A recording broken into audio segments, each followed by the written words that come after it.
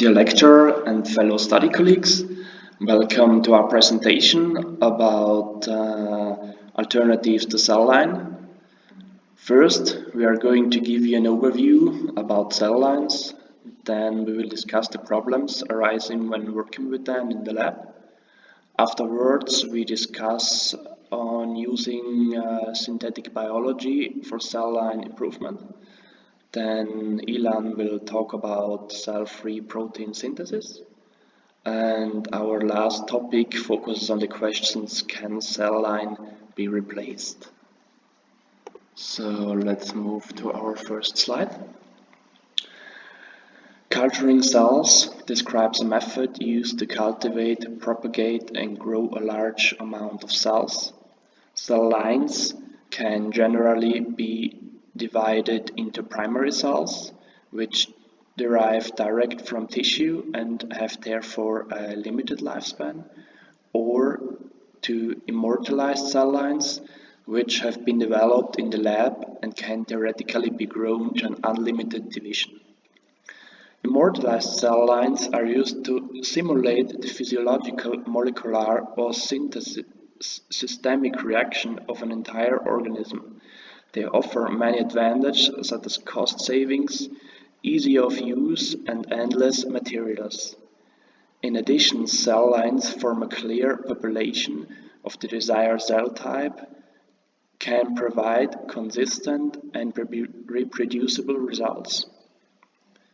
So, cell lines, if they are produced artificially, this method can be subdivided into 5 sections, as we can see on the slide. First of all, the transfection. There, the foreign DNA is introduced in the host cell. If these cells maintain the ability to express the recombinant protein of interest for long periods of time, they are called stable transfected cells or cell lines. Then second, the antibody screening and titer determination. Via quantifying surface expression of the protein of interest or antibodies secretion, the high quality clones are selected from the pool of cells. Then the single cell isolation and cell viability. To ensure that the cell population is genetically identical, single living cells must be isolated and cloned. This significantly reduces the heterogeneity of the expression. Then ensuring monoclonality for the development of cell lines for biotherapeuticals. It is crucial to ensure that the cell line originates from a single progenitor cell and is therefore monoclonal. And then the last step would be screening for productivity of clones and titers.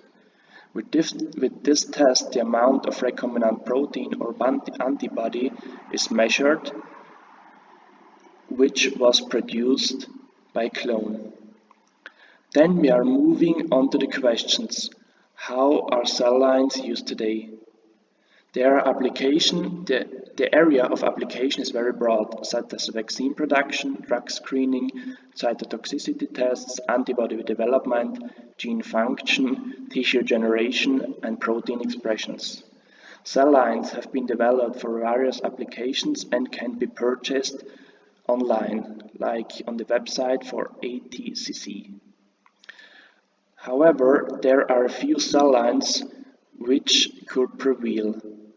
The HeLa cell line, which is used in cancer research, the HEC293 for research of virus mechanisms, the HACAT research in the vitamin metabolism of the skin, the Chinese hamster ovary cell, which is called CHO and is used for the production of biopharmaceuticals, and the SF9, which is an insect epithelial cell and is used for the production of recombinant proteins. Now I'm handing over to Ilan. Thank you, Florian. Now I'm going to be talking to you about some of the issues with cell lines. So as you know, cell lines are widely used today, but the reason why we're discussing some alternatives is because there are some inherent problems with their use.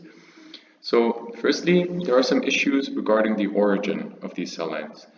So one famous example of this origin issue is the HeLa cells, which are actually the first example of an in vitro human cell line. This was propagated from cervical cancer cells from a lady called Henrietta Lacks, who later died of that condition. Although this cell line did lead to some revolutionary breakthroughs, some controversy arose as Henrietta's family was not aware of the extensive use of her cells, of these HeLa cells. So essentially those cells were immortalized and used for a variety of applications without even the knowledge of the host. When scientists published the genome of these HeLa cells, this made matters worse, as it was seen to be a major breach of human rights, because essentially those HeLa cells are her own cells, and publishing the genome is like publishing the genome of any person with all of the information that makes this person. Along with this example, the use of embryonic and umbilical cord stem cells in cell culture is continuously triggering ethical concerns. So as you might know, different countries have different laws on whether you can use these type of cells in the lab. For example, Germany is restricted in terms of the use of embryonic stem cells, because they say that this could actually become a human baby and a human. So therefore this is not allowed and is continuously triggering some ethical concerns. The next issue I want to talk about is in terms of identity. So there are quite a few problems related to the handling and the use of the lab, and this causes issues with identity because of the risk of cross-contamination. So while some cell lines are less prone to risks, many contamination may be undetected during cell culture. So for example, viruses, which as you know are very small, can only be detected right at the end. The second problem is misidentification, which can be a result of cell line mutations as they double or simply lack information on the original cell line. So you can have both a cell line which is very undefined, or cell lines which, as they do in the lab, replicate very often and therefore cause some mutations. Both of these can lead to abnormalities in the results. Finally, there is also issues related to the transfer of cell line to in vitro models, as the models tested cannot be easily extrapolated. So that's an inherent issue of cell line and I guess drug development in general, is just that you have this model of the cell line which is not very reproducible, but also transferable to in vitro models or even animal models. So those are some of the issues with cell lines. Now I'm going to hand on to Florian for the first alternative to conventional cell line technology. Yes, thank you, Ilan. So first, I'm going to define what is synthetic biology. Synthetic biology is a field of science that involves redesigning organisms for useful purposes by engineering them to have new abilities. Synthetic biology's researchers and community are harnessing the power of nature to solve problems in medicine, manufacturing, and agriculture. Now there are different applications like tuning cell lines upfront using genetic methods such as cloning via restriction enzymes. This is done, as we know, with a vector. Then there is the isothermal assembly. This is a combination of different overlapping DNA fragments to create a plasmid for transformation. And then is the Golden Gate assembly. This is actually a cloning with user-defined overlapping ends. The tools that are commonly used are zinc finger nucleases, the transcription activator like effector nuclease, and as you all know, the CRISPR-Cas. As we have already learned them, I am not going to explain them in detail. Actually, I wanna focus more on the landing pad to integrate monoclonal antibodies. This can be performed using the recombinase-mediated cassette exchange, or short RMCA. The RMCA is a tool used in the reversed genetics and is a targeted integration of the gene of interest in the cell line. A cell line containing a landing pad with two RMCAs has been developed and allows targeting on one or two copies of recombinant genes. Using this technique, cell lines with good producibility, long-term production stability, which means over 100 generations, an increased growth and low monoclonal antibody gene copy numbers have been synthesized. So, handing again back to Ilan. Yeah, thank you. So now I'm going to be talking to you about the other alternative. So what you just heard are some improvements on cell line technology, but you're essentially still using cells to produce it. You just have methods to enhance the production or to improve the development or the integration of proteins. Now I want to talk to you about a method which is actually not using live cells, but just using some components of cells to produce some protein. So this is cell-free protein synthesis. Now, you're probably asking, what is it? So cell-free protein synthesis, from the name, you can see that it's protein synthesis, so the generation of protein without the use of cells, so cell-free. So how this works is it's an in vitro method to produce proteins without living cells by combining a mixture of reagents required for protein synthesis.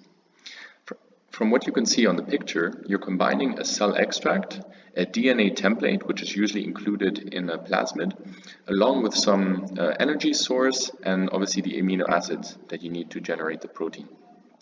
So with this combination, you have a mixture which can then generate the protein on its own, because you have some active enzymes, like for example polymerase, and all of the kind of building blocks that the cell requires usually to produce it.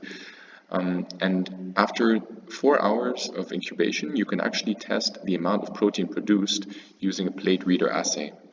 So this is a very nice method to produce proteins, because you're actually bypassing all of these mechanisms of protein production, which require cells, which require fermentation.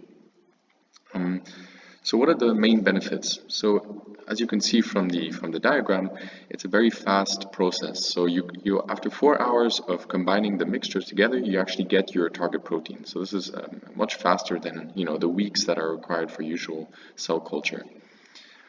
Second of all, you can have much more versatile applications due to the open system and separated steps. So since you're separating the reagent generation, so for example the cell growth, from the actual protein production, you can produce cells very, very efficiently, just the cell mass, and then you can actually produce any protein which will not affect the cells which are alive. So this means you can, for example, produce toxic proteins which would normally not be possible in alive cells, but because you're using this lysate and have separated those steps, you can just use that component and produce those toxic compounds in vitro. Another main benefit of this is that it's cheaper and more efficient protein synthesis method. Cheaper because you don't need the complex materials to grow cells. So for example, you don't need a fermenter, or you don't need these complicated cell disruption machines, but you have like everything in one kit. So you can just add the genetic information and produce your protein. And efficient because everything that you're adding in is actually going into the protein production. So you're not actually wasting any resources on the cells, but everything is going into that. Now you're thinking, why is this not used more in today's world? So the main drawback from this technique is that it's still not applicable to scalable solutions. So it's not something that can be done in large scale, mainly because it's still a very new method. So although the idea behind the cell-free protein synthesis was developed a long time ago, the actual application of producing proteins is still very limited to producing small amounts of protein for uses in, for example, stratified medicine, which means you're producing a very specific type of protein, for example, for a medical application, and can produce this in, for example, a hospital, because you need like just a very small amount of this protein. But yes, for scalable, it's not yet possible. Okay, so from this alternative, we now want to talk to you about our final comments on whether the conventional cell line technology can be replaced. So from what we talked about, there are some significant improvements to how cell line technology is conducted, mainly in terms of synthetic biology, because you can improve your understanding of the cell line, of the genome, but also on the methods of integration of a protein. Secondly, in terms of cell-free protein synthesis, there are some viable alternatives which are not even using active cells. However, those are only valid for small scale at the moment.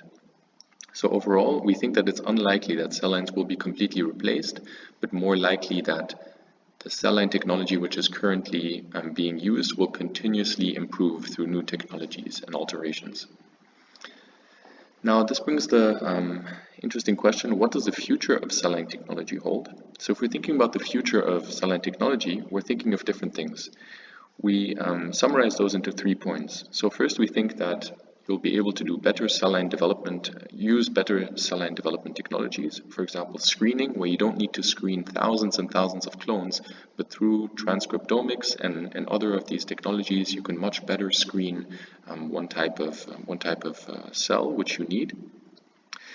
Then we also think that there is a big move to more defined and reproducible cell culture media. So as we talked about in the cell culture technology course, there's a large move towards synthetic and animal-free media. So we see this trend growing as well in the future.